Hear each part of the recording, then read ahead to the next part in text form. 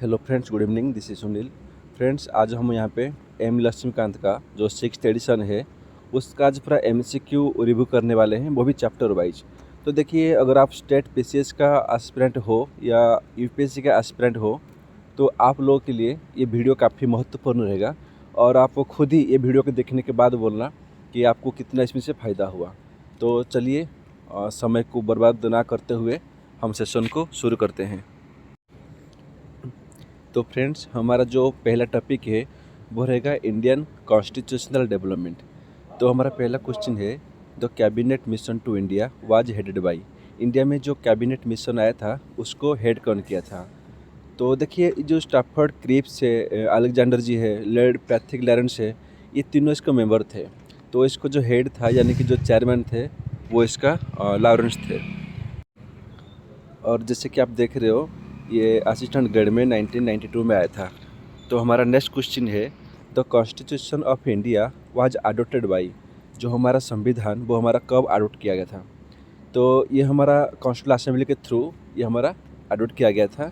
तो मैं आपको डेट बता दूं, 26 नवंबर 1949 को ये हमारा अडोप्ट हुआ था। तो हमारा नेक्स्ट क्वेश्चन है, the constituent assembly for undivided India first met turn. तो जो हमारा कॉन्स्टिट्यूंट असेंबली था वो पहली बार हमारा कब मीट किया था?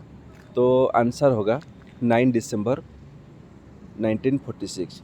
देखिए, अगर क्वेश्चन करता है कि यहाँ पे हमारा प्रेसिडेंट कौन थे, तो हमारा डॉक्टर सच्चिदानंद सिन्हा जी हमारे प्रेसिडेंट थे, लेकिन वो हमारे टेम्पररी प्रेसिडेंट थे। और 11 दिसंबर 1946 को दोबारा इलेक्शन होता है और वहाँ पे डॉक्टर राजेंद्र प्रसाद जी ने परमानेंट प्रेसिडेंट बने थे और एच सी मुखर्जी ने पहला वाइस प्रेसिडेंट भी बने थे। Next question, when the constituent assembly for the dominion of India reassembled on 31 October 1947 its reduced membership was. देखिए, जैसे कि आप लोगों को पता होगा कि जब हमारा देश डिवाइड नहीं हुआ था तब हमको 389 सीट एलोकेट किया गया था। लेकिन 3 जून 1947 में यानी कि माउंटबेटन प्लान के दौरान जब हमारा इंडिया और पाकिस्तान दोनों में डिवाइड हुआ था तो 389 से इंडिया में 299 सीट आ गया था। तो आंसर उसका ए होगा। Next question, who among the following was the constitutional adviser to the constituent assembly of India. तो हमारा जो कॉन्स्टिट्यूशनल एडवाइजर वो कौन थे? तो जिसका आंसर होगा B N Rao. Next question, the constitution of India was enacted by a constituent assembly setup. तो जो हमारा कॉन्स्टिट्यूशन ऑफ इंडिया हमारा सेटअप किया गया था तो ये कौन सा मिशन के तहत हुआ था? तो आंसर होगा कैबिनेट मिशन प्लान के तहत हुआ था। देखिए, अगर आपको लगता है कि क्वेश्चन ईजी है तो हो सकता है आपको ईजी लगता होगा, लेकिन आगे ऐसे बहुत क्वेश्चन में लेके आऊँगा तो आपको लगेगा कि ये क्वेश्चन मैं पढ़ा तो हूँ लेकिन मेरे से क्यों नहीं हो पा रहा है। क्वेश्चन सेट ही ऐसा किया गया है। तो अगर आपने पहले पढ़ रखा है तो कोई बात नहीं, आपका रिवीजन हो जाएगा। तो वीडियो को स्किप मत कीजिए। अभी आप जो 1-2 घंटा इस वीडियो में दोगे तो इसमें आपको फ़ायदा ही होने वाला है, तो आपका कहीं नुकसान तो हो नहीं रहा है। तो वीडियो को कंप्लीट देख लीजिए, जिससे आपको ये फील होगा कि चलो कोई नहीं, 1-2 घंटा में मेरा जो इंडियन पॉलिटी है वो पूरा कंप्लीट हो गया है। Next question, the constituent assembly which framed the constitution for independent India was set up in. जो हमारा कॉन्स्टिट्यूंट असेंबली वो हमारा सेटअप कब हुआ था? तो हमारा 1946 में हुआ था। Next question, who presided over the inaugural meeting of the constituent assembly of India. तो इसका आंसर होगा सच्चिदानंद सिन्हा, हमने अभी पढ़ा था। Next question, who among the following was the chairman of the drafting committee. तो हमारा जो ड्राफ्टिंग कमेटी था उसका चेयरमैन कौन थे? तो उसका चेयरमैन थे doctor B R Ambedkar. Next question, how long did the constituent assembly take to finally pass the constitution. तो जो हमारा कॉन्स्टिट्यूंट असेंबली था टोटली पूरा होने के लिए कितना दिन टाइम लगा था? तो ये देखिए, यहाँ पे आंसर लिखा है कि 3 इयर्स लगा था। एक्चुअली इसका 2 साल 11 महीने 18 दिन करेक्ट आंसर होगा। तो आप इसको 3 साल भी कह सकते हो। Next question, who was the president of the constituent assembly. तो जैसे कि मैंने आपको बताया था, तो हमारा जो परमानेंट थे, 11 दिसंबर को बने थे, डॉक्टर राजेंद्र प्रसाद जी बने थे। Next question, the demand for the constituent assembly was put forward by the Indian national Congress 1936 इन हुई सेशन।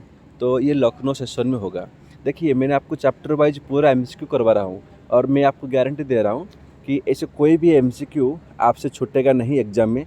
मैं आपको कम्प्लीटली इंडियन पॉलिटी को बिल्कुल छान के आपको एमसीक्यू देने वाला हूँ। और ये जो वीडियो ख़त्म हो जाएगा ना, आप कहीं भी एमसीक्यू देख लेना, आपको लगेगा कि सारे के सारे क्वेश्चन आपको इसी वीडियो से ही आया हुआ है और आगे भी इसी में से ही आने वाला है। तो वीडियो को ध्यान से देखिए और जो क्वेश्चन आपको नहीं पता हो वो जिसका आंसर, तो आप उसे कमेंट में लिख दीजिए, जिससे कि आपको वो आंसर लिखने से ना वो आपका ज़्यादा याद आता है। Next question, the constituent assembly arrived at decisions on the various provisions of the constitution. तो ये कौन सा तहत ही हमारा जो असेंबली था वो हमारा लास्ट डिसीजन पे अराइव हुआ था, तो बाई कंसेशंस हुआ था। Next question, the most profound influence on the drafting of the Indian constitution was exercise by the. तो जो हमारा कॉन्स्टिट्यूशन का जो मेन ड्राफ्टिंग हुआ था, तो सबसे ज़्यादा हमने फीचर्स कहाँ से लाए थे, तो इसका आंसर होगा गवर्नमेंट ऑफ इंडिया एक्ट 1935। देखिए, ये जो एक्ट से हमने मिनिमम 75% तो लाए हुए हैं। नेक्स्ट क्वेश्चन, अभी हमको मैच करने के लिए बोला है कौन सा कमेटी को कौन हेड किया था। तो यहाँ पे जैसे कि आप लोग आंसर देख पा रहे हो, ड्राफ्टिंग कमेटी, आपको पता है ड्राफ्टिंग कमेटी को हमारा जो चेयरमैन थे वो आम्बेडकर जी थे। तो जो committee on fundamental and minor right थे उसका वल्लभ भाई पटेल थे। जो यूनियन कॉन्स्टिट्यूशन कमेटी थे उसका जवाहरलाल नेहरू थे। और जो वर्किंग कमेटी थे उसका मुंशी जी थे। तो इसका आंसर डी होगा। Next question, which one of the following statement is correct. आपको 4 ऑप्शन दिया है, आप वीडियो को थोड़ा पॉज कर लीजिए, फिर आप आंसर बताइए कमेंट में अगर आता होगा तो। चलो मैं आंसर बता देता हूँ। जो हमारा पहला सेंटेंस दिया है, the constituent assembly of India was elected by the provincial assembly in the year 1946, बिल्कुल सही आंसर दिया है। नेक्स्ट क्या दिया है, जवाहरलाल नेहरू और Mohammad Ali Jinnah and Sardar Patel we are member of the constituent assembly of India. देखिए, नेहरू तो थे, वल्लभ पटेल भी थे, लेकिन जिन्ना नहीं थे। मोहम्मद अली जिन्ना और महात्मा गांधी, ये दोनों आदमी हमारा असेंबली के मेंबर नहीं थे। तीसरा तो ये गलत हो गया। तीसरा है, the first session of the constituent assembly of India was held in January 1947, ये गलत हो गया। हमने अभी पढ़ा था 9 दिसंबर 1946 ही हुआ था हमारा पहला जो सेशन हुआ था। Next, the constitution of India was adopted on 26 जन 1950। देखिए, ये हमारा कमेंसमेंट हुआ था, इस दिन से लागू हुआ था, लेकिन हमने अडोप्ट कर लिया था 26 नवंबर 1949 से। तो यहाँ पे आंसर हमारा ए सही है, बी सी डी ये गलत हो जाता है। तो चलिए चलते हैं नेक्स्ट क्वेश्चन पे। यहाँ पे भी वही आपको दिया है। तो पहले दिया था कि जुलाई 22 1947 को, तो आपको सभी को पता होगा कि हमने नेशनल फ्लैग को अडॉप्ट किया था कॉन्स्टिट्यूंट असेंबली के द्वारा। नेक्स्ट, जनवरी 24 1950 को तो जो हमारा नेशनल सॉन्ग वो अडॉप्ट किया गया था। देखिए, नेशनल सॉन्ग और नेशनल एंथम ये दोनों एक ही दिन अडॉप्ट हुआ था, जनवरी 24 1950 को। नेक्स्ट क्वेश्चन, नेक्स्ट ऑप्शन बोल रहा है कि जनवरी 26 1950 को। मैंने आपको अभी बताया था ये आंसर कि जो हमारा जो नेशनल एम्बलम है वो उस दिन हमारा अडॉप्ट किया गया था। तो नेक्स्ट, मार्च 22 1957 में, तो आपको पता होगा कि जो नेशनल कैलेंडर हुआ था इसको हमने अडॉप्ट किया था। तो देखते हैं नेक्स्ट क्वेश्चन को, वो करेक्टली मैच करने के लिए बोला है।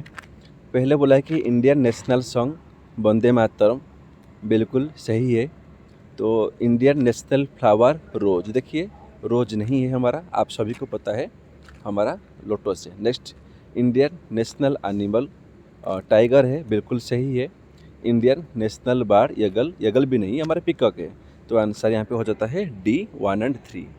Next question, the design of the national flag was adopted by the constituent assembly. तो हमने अभी पढ़ा था कि 22 जुलाई 1947 को हमने अडॉप्ट किया था।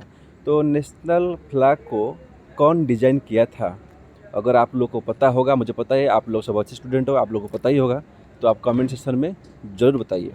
Next question, which of the following are the principal features of the government of India act 1990। तो हमारा पहला सेंटेंस बोल रहा है introduction of dyarchy in the executive government of the provinces. बिल्कुल सही है, हमारा डायरची इंट्रोड्यूस हुआ था और वो प्रोविंस में हुआ था, लेकिन अगर पूछेगा सेंटर में कब हुआ था तो वो 1935 एक्ट होगा। तो हमारा पहला जो एक नंबर है वो सही है। सेकंड बोल रहा है introduction of a separate communal elected from Muslim, ये गलत है। देखिए ये जो सेपरेट इलेक्टेड मुस्लिम ये हमारा 1909 में यानी कि मर्ली मिंटो एक्ट में आया था, तो ये गलत हो गया। तीसरा बोल रहा है devolution of legislative authority by the centre to the province. बिल्कुल सही है, सेंटर और प्रोविंस के बीच में हमारा डिवोल्यूशन हुआ था, जितना भी अथॉरिटी लेजिस्लेटिव का। नेक्स्ट बोल रहे हैं expansion and reconstitution of central and provincial legislature. बिल्कुल सही आंसर है, जो हमारा सेंट्रल एंड प्रोविंशियल लेजिस्लेचर है उसको हमने एक्सपेंड भी किया गया था। Next question, which of the following prove to be the most short lived of all the British constitutional experiments in India. तो यहाँ पे जितने भी एक्ट दिया है हम कौन से एक्ट को बोल सकते हैं कि यहाँ पे कहीं ना कहीं जो ब्रिटिश का जो कॉन्स्टिट्यूशनल एक्सपेरिमेंट है ये कहीं ना कहीं अभी धीरे धीरे ख़त्म होने वाला है। तो हम बोल सकते हैं कि जो इंडियन काउंसिल एक्ट 1909 आया था, तो ये जो इंडियन काउंसिल एक्ट 1909 का मैंने एक कंप्लीट मतलब हिस्टोरिकल बैकग्राउंड का ही मैंने कंप्लीट सीरीज लिया हूँ, प्ले स्टोर में मेरा लिंक है, आप देख सकते हो। Next question, which of the following acts formally introduce the principles of elections for the first time. तो जो पहली बार हमारा जो इलेक्शन हमने कब हमको देखने को मिला था, देखिए एक्चुअली आंसर होना चाहिए 1892, लेकिन यहाँ पे ऑप्शन में 1892 नहीं है, तो हम 1909 को ले सकते हैं। लेकिन देखिए इलेक्शन का ऊपर भी क्वेश्चन दो प्रकार का आता है, एक होता है कि इनडायरेक्ट इलेक्शन, एक होता है डायरेक्ट इलेक्शन। तो जो डायरेक्ट इलेक्शन है वो हमारा 1919 में देखने को मिलता है मॉन्टेगो चेम्सफोर्ड रिफॉर्म में, और जो इनडायरेक्ट इलेक्शन है वो हमारा 1892 से शुरू होता है। लेकिन इनडायरेक्ट इलेक्शन का नाम यहाँ पे कोई भी वर्ड यूज नहीं हुआ था, लेकिन इलेक्शन हुआ था। नेक्स्ट क्वेश्चन, तो हमारा नेक्स्ट क्वेश्चन कहता है which of the following features do not contribute to making the Indian constitution the bulkiest in the world. हम कहते हैं कि सारे विश्व में हमारा जो संविधान है वो सबसे लार्जेस्ट मतलब संविधान है। तो इतना बल्कि संविधान हमने मतलब कौन से फीचर्स की वजह से हम कहते हैं, तो पहला ऑप्शन बोलता है कि वेरियस टाइप्स ऑफ इमरजेंसी। देखिए ऐसा कुछ नहीं है, इमरजेंसी बहुत कंट्री में है, तो इमरजेंसी की हमारा है इसलिए हम वर्ल्ड का सबसे बल्केस्ट कहेंगे, तो ये हमारा गलत हो जाएगा, ये नहीं है। सेकेंड है it Codify the right and privileges of the members of parliament and state legislature. ये सही है कि मेंबर और स्टेट लेजिस्लेचर में जो हमारा मेंबर्स हैं पार्लियामेंट और लेजिस्लेचर में उनका क्या क्या राइट्स है, क्या क्या प्रिविलेजेस है, ये काफ़ी लेंदी है, तो हम इसको मान सकते हैं कि ये इसके वजह से हमारा जो संविधान है वो काफ़ी बल्केस्ट देखने को मिलता है। नेक्स्ट बोलता है कि it enumerates all types of Indian citizenship and how it can be terminated. तो ये भी होगा क्योंकि देखिए हमारे पास में आपको पता होगा इंडियन सिटीजनशिप एक्ट 1955 पे आया था, तो उसके तहत 5 ग्राउंड दिया गया था एक सिटीजनशिप को एक्वायर करने के लिए, और 3 ग्राउंड दिया गया था कि एक सिटीजनशिप कैसे लॉस हो सकता है। तो हम इसको कह सकते हैं कि ये कि भी हमारा क्वेश्चन है, हमारा एक फीचर्स है कि हम कह सकते हैं कि इंडिया का ये जो फीचर है वो कहीं ना कहीं वर्ल्ड में सबसे ज़्यादा लार्जेस्ट है, तो बल्कि बनने को काम आता है। तो जो चौथा बोल रहा है कि it contents not only a list of fundamental rights but also the restrictions to place on them. देखिए ऐसा नहीं है, ये फीचर्स तो बाकी बहुत सारे कंट्री में है, ऐसा नहीं कि सिर्फ इंडिया में ही है। तो इसकी वजह से हमारा संविधान जो है वो बल्कि हम इसको भी नहीं कह सकते हैं। तो आंसर ये 2 और 3 होगा कहीं ना कहीं। तो मुझे तो लगता है कि आंसर यही है, एक बार आप लक्ष्मी देख दीजिए और आप भी कन्फर्म हो जाएंगे। Next question, which of the following statements are not correct about objective resolution. यहाँ पे क्वेश्चन बोल रहा है नॉट करेक्ट। जब भी आप आंसर करते हो आप पहले देखने के वो क्वेश्चन क्या कर रहा है, करेक्ट लिखा है या नॉट करेक्ट लिखा है। तो हम पहले बोलेंगे कि it was moved by Jawaharlal Nehru in the assembly. बिल्कुल सही है, हमारा नेहरू के द्वारा वो मूव हुआ था, ये 13 दिसंबर 1946 में हुआ था। और 22 जन 1947 में इसको हमने अडोप्ट किया था। तो ये आंसर ये सही होगा। दूसरा बोल रहा है it called for just rights for minority, तो ये भी सही है, जो माइनॉरिटी थे उनके राइट्स के लिए ये आया था। तीसरा बोल रहा है it form the basis for the chapter of फंडल rights, ये गलत है, फंडल राइट्स का ऊपर ये कोई वैसा नहीं आया था, रेजोनेट था। Next question it called for the establishment of A socialist and a secular polity, देखिए ये भी गलत है। सोशलिस्ट सेकुलर पॉलिटी आपको पता होगा ये हमारा प्रियम्बल में हमने बाद में इसको हमने अडोप्ट किया था। और मैं आपको बता दूँ 42nd अमेंडमेंट में 1976 में हमने अडोप्ट किया था। यहाँ पे सोशलिस्ट भी हमने किया था, सेकुलर भी किया था, हमने और एक चीज़ भी किया था। अगर आपको याद है तो आप इसको कमेंट में लिख दीजिए। तो ऑब्जेक्टिव रीजन साथ में इसका कोई लिंक ही नहीं है। Next question which of the following items is wrongly match, आप देख लीजिए क्या क्या इसमें दिया है जो रॉन्गली मैच हुआ है। तो December 9, 1947 में वो बोल रहा है कि हमारा पहला मीटिंग हुआ था, तो ये गलत है, हमने अभी देखा था इसको। December 9, 1946 में हुआ था, ना कि 47 में। तो यहाँ पे आंसर हो जाता है कि ए गलत, बाकी सब सही है। आप एक बार देख लीजिए क्या क्या आंसर है, सही होगा। Next which of the following provisions of the constitution came into force from November 26, 1949, तो इनमें से कौन कौन सा प्रोविज़न है जब हमने अडोप्ट किया था कॉन्स्टिट्यूशन असेंबली को हमने अडोप्ट किया था। तो प्रोविजंस रिलेटिंग सिटीजनशिप बिल्कुल हमने अक्वायर किया था। तो प्रोविजंस रिलेटिंग टू इलेक्शंस बिल्कुल सही है। Provisions relating to provisional parliament ये भी सही है। फंडामेंटल राइट्स को हमने नहीं किया था, 26 नवंबर 1949 में हमने नहीं किया था, इसको हमने बाद में लाया था हमने। तो ये आंसर गलत हो जाएगा, तो आंसर हमारा होना चाहिए 1 2 3। देखिए आंसर भी लिखा है सी, 1 2 3 सही है। Which of the following acts gave representation to Indians for the first time in the legislature? तो जो इंडियंस को लेजिस्लेचर के अंदर पहली बार कब रिप्रेजेंटेशन दिया गया, तो आंसर सही है गवर्नमेंट ऑफ इंडिया एक्ट 1935। देखिए अगर बोलेगा कि वाइसराय काउंसिल में पहली बार कब दिया था, वो भी ऑफिशियल मेंबर के तहत, तो आप बोल सकते हो कि इंडियन काउंसिल एक्ट 1909। और जो हमारा सत्येंद्र प्रसाद सिन्हा है वो हमारा पहला लॉ ऑफिसर भी हुए बने थे और पहला हमारा ऑफिशियल मेंबर भी बने थे। लेकिन यहाँ पे क्वेश्चन क्या है कि हमारा लेजिस्लेचर में, तो आंसर होना चाहिए 1935। Next question the crown took the government of India into its own hands bye, तो जो ब्रिटिश क्राउन है इंडिया को वो कौन सी एक्ट के तहत खुद का अधीन ले लिया, तो आंसर होगा गवर्नमेंट ऑफ इंडिया एक्ट 1858। देखिए 1773 से लेके 1858 तक इंडिया को ईस्ट इंडिया कंपनी ने रूल किया था और 1858 से लेके 1947 तक इंडिया को ब्रिटिश क्राउन ने डायरेक्टली रूल किया था। नेक्स्ट क्वेश्चन है consider the following statements the Indian constitution, तो पहला बोल रहा है कि जो हमारा संविधान है वो हमारा अनरिटन कॉन्स्टिट्यूशन है, क्या सही है? बिल्कुल गलत है, हमारा रिटन कॉन्स्टिट्यूशन है। जो अनरिटन कॉन्स्टिट्यूशन वो ब्रिटेन का है, ब्रिटिश का है, हमारा तो भाई रिटन कॉन्स्टिट्यूशन है लाइक यूएस है। दूसरा बोल रहा है कि रिटन कॉन्स्टिट्यूशन बिल्कुल सही है। तीसरा बोल रहा है largely based on the government of India act 1935, मैंने आपको अभी बताया था कि ये जो हमारा संविधान है इसमें 75% फीचर्स हमने गवर्नमेंट ऑफ इंडिया एक्ट 1935 से बोरो किया था। Next question the Indian constitution established a secular state meaning, इसका मतलब क्या होता है कि हमने भी बात किया था कि 42nd अमेंडमेंट एक्ट में हमने सेकुलर टर्म को अडॉप्ट किया था, तो इसका मीनिंग क्या है?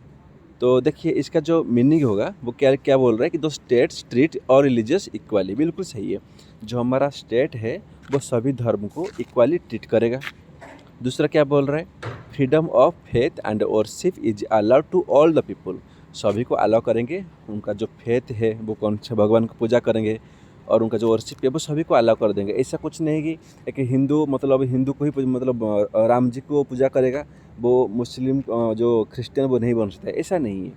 आप हिंदू मुस्लिम भी बन सकता है, मुस्लिम हिंदू भी बन सकता है, और आप कौन से भगवान को पूजा कर रहे हो ये आपके ऊपर फुल लिबर्टी दिया गया है।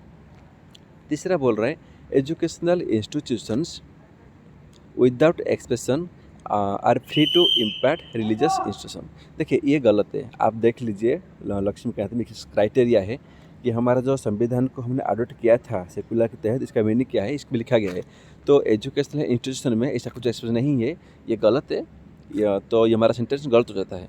तो चौथा बोल रहा है the state makes no discrimination on the basis of religion, ये बिल्कुल सही है। तो जब हमारा कोई भी एम्प्लॉयमेंट होता है ना, चाहे वो पब्लिक सेक्टर हो, प्राइवेट सेक्टर हो, वहाँ पे रिलीजन के मामला में किसी को भी डिस्क्रिमिनेट नहीं किया जाएगा। इसका मतलब ऐसा नहीं कि जो हिंदू है वो सिर्फ आईएएस का एग्ज़ाम भरेंगे और जो मुस्लिम है वो नहीं भर सकते हैं, या जो मुस्लिम है वही सिर्फ आईएएस का एग्ज़ाम भरेंगे, जो क्रिश्चियन वो नहीं भर सकते हैं, ऐसा कुछ नहीं है। तो हमारा जो संविधान है वो सारे धर्म को इक्वली ट्रीट करता है कि तुम सारे को इक्वली अपॉर्चुनिटी देता है, कोई भी डिस्क्रिमिनेशन नहीं देता है पब्लिक एम्प्लॉयमेंट के लिए। Next question, the nationalist demand for a constituent assembly was for the first time considered by the British government through indirectly which with reservation in the, तो जो पहली बार बोल रहा है कि हमारा जो कॉन्स्टिट्यूंट असेंबली को ब्रिटिश ने कब माना था, कब इसने स्वीकार किया था देने के लिए, तो आंसर होगा अगस्त ऑफर। तो जो अगस्त ऑफर 1940 में ये हमारा पहली बार सब ब्रिटिश लोगों ने बोला था कि आपको देंगे, आपको बना के देंगे कॉन्स्टिट्यूंट असेंबली, लेकिन इंडिया ने इसको रिजेक्ट किया था क्योंकि इंडिया को चाहिए था कंप्लीट इंडिपेंडेंस। तो next question, which of the following was adopted from the Maurya dynasty in the emblem of government India. तो हमने क्या अडोप्ट किया था, सभी को पता होगा, हम 4 लाइन्स अडोप्ट किया था, अभी 3 इसमें विजिबल है, एक विजिबल नहीं हो रहा है। Next question, the office of governor general of India, ये हमारा कब बना था। देखिए जो हमारा गवर्नर जनरल ऑफ इंडिया, यहाँ पे आंसर आपका गलत दिया है, ये आपका आंसर होगा चार्टर एक्ट 1833, ऑप्शन बी होगा, सी नहीं होगा। सी में हमारा वाइसरॉय ऑफ इंडिया बना था, तो ये गलत लिखा है यहाँ पे, आप इसको करेक्शन कर दीजिए, आंसर होगा ऑप्शन बी चार्टर एक्ट 1833। तो हमारा पहला जो गवर्नर जनरल ऑफ इंडिया वो कौन बने थे, अगर आप लोग को पता होगा तो आप उसको कमेंट कर दीजिए। नेक्स्ट पूछ रहा है, who among the following is known as the father of the constitution. आप सभी को पता है कि जो डॉक्टर बी.आर. अम्बेडकर जी है वो हमारे संविधान के फादर के रूप से माना जाता है। Next question, when did Mr. Attlee, Prime Minister of England, announce the transfer of power to the Indians। तो हमने सभी पढ़ा है कि जो 30 एटली जी ने जो उनका एक कॉन्फ्रेंस हुआ था 20 फरवरी 1947 में, उस कॉन्फ्रेंस में एटली जी ने बोला था कि इंडिया को हम 30 जून 1948 तक पूरी तरह से रिलीज कर देंगे। तो डेट याद जरूरत नहीं है, आप इतने रख लीजिए कि जून 1948। Next question, who propose the preamble before the drafting committee. तो प्रियम्बल हमने किसने प्रपोज किया था, हमने अभी पढ़ा है कि जो प्रियम्बल है वो हमारा ऑब्जेक्टिव रेजोल्यूशन पर बेस है, तो जो ऑब्जेक्टिव रेजोल्यूशन है उसको नेहरू जी ने पास किया था। तो उनको मूव कब किया गया था, अभी मैंने आपको बताया था। तो नेहरू जी ने ऑब्जेक्टिव रेजोल्यूशन कब मूव किया था, अगर आपको पता होगा तो आप कमेंट में लिख लीजिए, पता होना चाहिए क्योंकि मैं आपको अभी 10 मिनट पहले ही बताया हूँ। Next question, which of the following is correct regarding the Indian constitution. तो वो पहला बोल रहा है कि it is completely based on the British constitution. ऐसा नहीं है, हमने कई सारे संविधान से हमने कुछ फीचर्स लिया है, तो कम्प्लीटली तो बेस्ड नहीं है। नेक्स्ट क्वेश्चन बोल रहा है it is made only on the basis of government of India act 1935। ये भी गलत है। देखिए हम मानते हैं कि गवर्नमेंट ऑफ इंडिया एक्ट 1935 से हमने नियर टू 75% फीचर्स लाए हैं, लेकिन इसका मतलब ये नहीं कि जो ओनली लिखा है ओनली, ये गलत हो गया।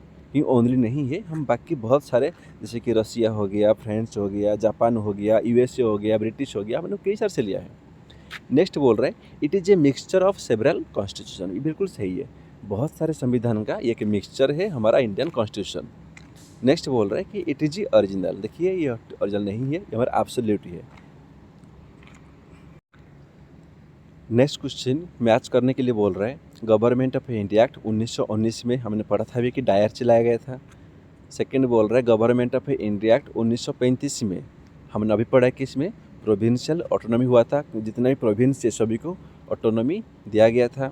नेक्स्ट बोल रहा है कि मॉर्ले मिंटो रिफॉर्म्स या तो मिंटो मॉर्ले रिफॉर्म्स, तो इसमें हमारा सेपरेट इलेक्टेड दिया गया था, मुस्लिम लीग को दिया गया था। नेक्स्ट बोल रहे हैं कैबिनेट मिशन प्लान, इसका अंडर में हमारा जो कॉन्स्टिट्यूंट असेंबली है वो बना था, तो आंसर उसका डी होगा।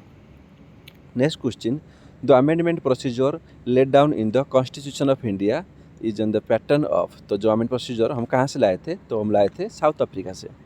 Next question, the first session of the constituent assembly was held इन, हमारा पहला कहाँ पे हुआ था, हमारा दिल्ली में हुआ था। तो जो पाकिस्तान का जो पहला असेंबली हुआ था कॉन्स्टिट्यूशन का, अगर किसी को पता है तो ये भी आंसर में कमेंट कर दीजिए। ये क्वेश्चन भी आजकल इंडिया पीसीएस में पूछ रहा है।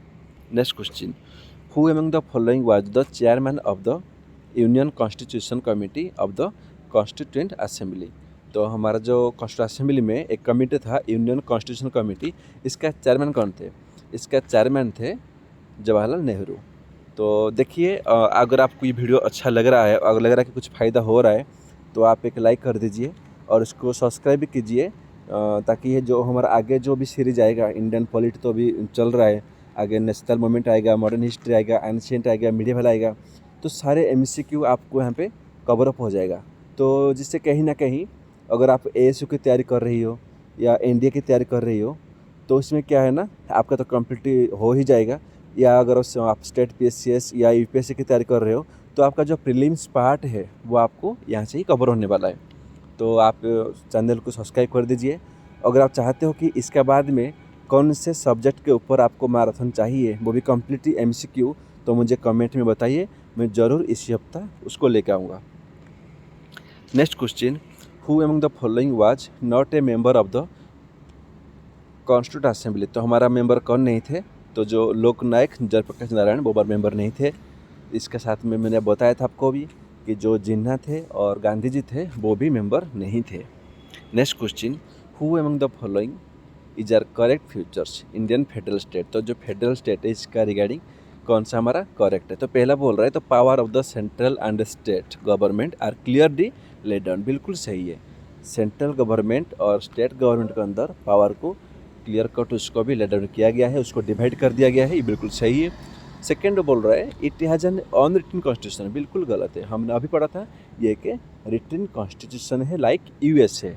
तो जो अनरिटन है वो ब्रिटेन में देखने को मिलता है भाई, हमारे यहाँ पे नहीं मिलता है। Next question, who was the first foreign minister of free India.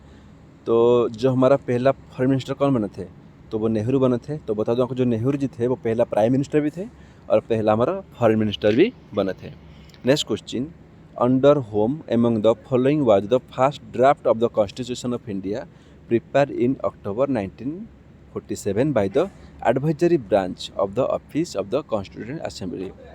तो मैंने आपको बताया था कि अगर एडवाइजरी जो हमारा थे संविधान का असेंबली के, हमारा बीएन राव जी थे, तो ज़रूर उनका अंडर में ही बनेगा। तो आंसर इसका डी होगा, बीएन राव। नेक्स्ट क्वेश्चन बोल रहे हैं which one among the following is a fundamental duty of citizen under the constitution of India. तो हमारा फंडामेंटल ड्यूटी क्या क्या है? देखिए हमारा कुल मिला के 11 फंडामेंटल ड्यूटी है।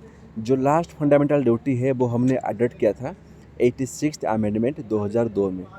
तो आप देख लीजिए कौन कौन सा ड्यूटी है। तो इसका आंसर होगा to defend the country under national service when called upon to do so. ये हमारा 8 फंडामेंटल ड्यूटी है। तो देखिए जो अगर क्वेश्चन बोलता है कि जो फंडामेंटल ड्यूटी कौन सा कमेटी के तहत बनाया गया था, आप लिखोगे सोरेन सिंह कमेटी, इसको भी याद कर लीजिए। और आज की डेट में कुल मिला के हमारे पास में 11 फंडामेंटल ड्यूटी यानी कि मौलिक कर्तव्य 11 है।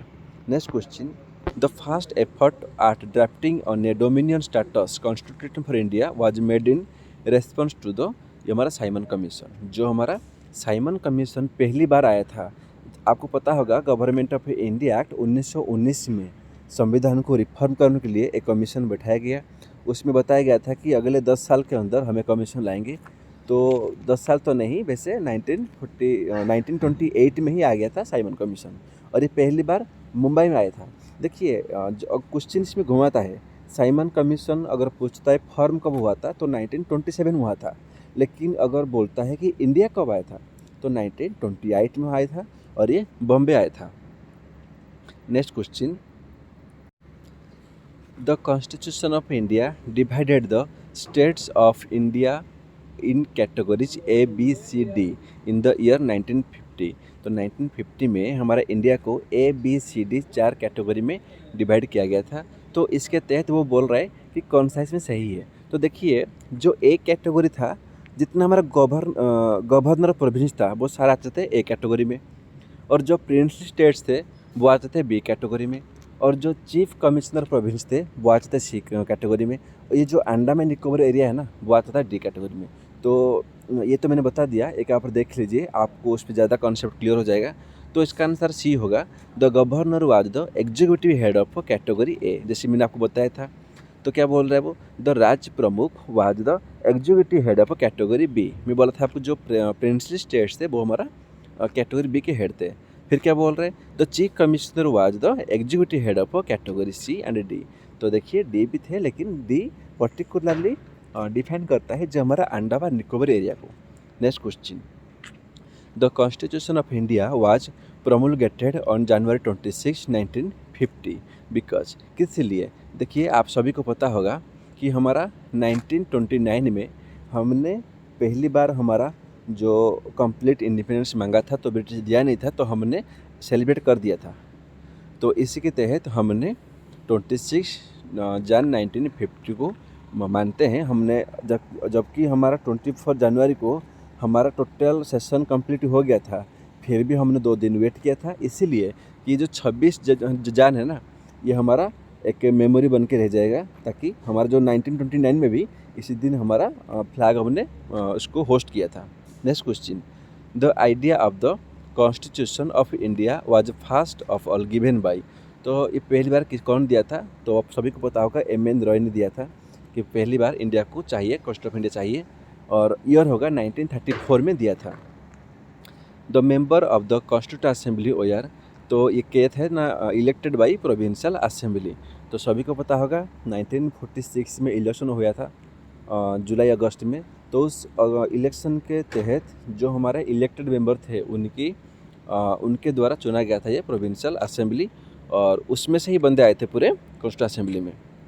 Next question, which of the following statements regarding the constituent assembly are true. तो कौन कौन सा सही है बोल रहे हैं वो पहला बोल रहा है कि it was not based on the adult franchise. बिल्कुल गलत है, जो हमारा कॉन्स्टिट्यूंट असेंबली बना था वो हमारा एडल्ट फ्रेंचाइज से बेस्ड था। नेक्स्ट बोल रहा है, सॉरी ये गलत बोल रहा है, बोला कौन कौन सा हमारा ट्रू है। तो जो हमारा ये बोल दिया अभी, तो अभी जो बता दिया इसने कि it was not based on the adult franchise, ये गलत है, क्योंकि हमारा अडल्ट फ्रेंचाइज के ऊपर ही बेस्ड था। नेक्स्ट बोल रहे हैं, it resulted from direct election, ऐसा कुछ नहीं होता, इलेक्शन सिस्टम में नहीं हुआ था, तो ये भी गलत है। तीसरा बोल रहा है it was a multi party body, बिल्कुल सही है। चौथा बोल रहा है it to work through several committee, हमने अभी पढ़ा है इसके अंदर बहुत माइनर कमेटी था, बहुत मेजर कमेटी था। तो अभी 8 मेजर कमेटी था, आपने सभी को बताया था अभी। तो जिसके अंदर बड़ा कमेटी था ड्राफ्टिंग कमेटी, जो 29 अगस्त 1947 में फॉर्म हुआ था, जिसका चेयरमैन भी थे डॉक्टर B.R. अम्बेडकर। तो ये तीसरा और चौथा सही आंसर है, तो आंसर सी होगा। Next question, who among the following was not a member of the constituent assembly. तो कौन मेंबर नहीं था असेंबली के, जब हमारा 1946 जुलाई में जब हमारा बना था। तो हमने अभी पढ़ा था कि जो महात्मा गांधी जी थे और मोहम्मद अली जिन्ना, ये दोनों नहीं थे, ये दोनों मेन लीडर थे, तो इनका नाम तो भूलना ही नहीं। नेक्स्ट बोल रहा है India became a sovereign democratic Republic, ये कब बना था। तो जनवरी 26, 1950 को जब हमारा कमेंसमेंट हुआ था उसी दिन बना था। बाकी जो सेकुलर और सोशलिस्ट है उसको हमने अडोप्ट किया था 42nd अमेंडमेंट में 1976 में। तो देखिए ये जो 42nd अमेंडमेंट है उसको हम मिनी कॉन्स्टिट्यूशन भी कहते हैं। कभी कभी क्वेश्चन बोलता है कि कौन सा अमेंडमेंट है जिसको हम मिनी कॉन्स्टिट्यूशन कहते हैं, तो 42nd अमेंडमेंट को हम कहते हैं mini constitution. Next question, which one of the following made the Indian legislature bicameral. तो सभी को पता होगा 1919 में हमने लाया था बाइकैमरल, लाया था हमने सेंटर में। नेक्स्ट क्वेश्चन बोल रहा है the first attempt at introducing a representative and A popular element in administration was made by. तो यहाँ पे क्वेश्चन घुमाने की कोशिश किया है, लेकिन कोई बात नहीं, ये बहुत ईजी है। ये बोल रहा है कि पहली बार कब इंट्रोड्यूस किया गया था कि पॉपुलर एलिमेंट कहाँ पे, एडमिनिस्ट्रेशन में। तो मैंने आपको अभी बताया था कि 1909 एक्ट में, मोरली मिंटो एक्ट में, जो हमारा सत्येंद्र प्रसाद सिन्हा थे उनको इलेक्ट किया गया था एज ए लॉ मेंबर। बात सिर्फ लॉ मेंबर नहीं है, इंडिया का पहला ऑफिशियल मेंबर भी थे। तो आंसर आपका होगा 1909 act. Next question, the government of India act 1935 vested the restitutory power in the, ये जो हमारा अभी रेस्टिट्यूटरी पावर है आज की डेट में, देखिए आज की डेट में ये जो हमारा पार्लियामेंट है उसके पास है, लेकिन उस टाइम पे जो गवर्नर जनरल था ये उसके पास रहा करता था। Next question, which of the following was not one of the features of government of India act 1935। तो 1935 में कौन सा इसका फ्यूचर्स नहीं है? पहला बोल रहे प्रोविंशियल ऑटोनॉमी, बिल्कुल सही है। नेक्स्ट बोल रहे डायरची एट द सेंटर, ये भी सही है। देखिए डायरची 1919 में प्रोविंस में लाया गया था, लेकिन सेंटर में लाया गया था 1935 में, बिल्कुल सही है। नेक्स्ट बोल रहे हैं बाई कैमरल, देखिए बाई कैमरल लेजिस्लेचर हमारा 1919 में लाया गया था, 1935 में नहीं। Next question, all India federation, ये भी सही है। ऑल इंडिया फेडरेशन के लिए एक प्रपोजल दिया गया था, हालांकि ये सक्सेस नहीं हुआ क्योंकि जो प्रिंस स्टेट्स है उन्होंने एग्री नहीं हुआ था। Next question, which one of the following aimed at providing A federal structure for India. तो हमने अभी पढ़ा है जो ऑल इंडिया फेडरेशन वही था। तो गवर्नमेंट ऑफ इंडिया एक्ट 1935 में फेडरल स्ट्रक्चर बनाने की पहली बार बात किया गया था। नेक्स्ट क्वेश्चन है, what was the main stipulation of government of India act 1935। तो इसमें हुआ था कि कंप्लीट इंडिपेंडेंस गारंटी, तो हमें मिला गया था, तो ये आंसर यही होगा, आंसर सी।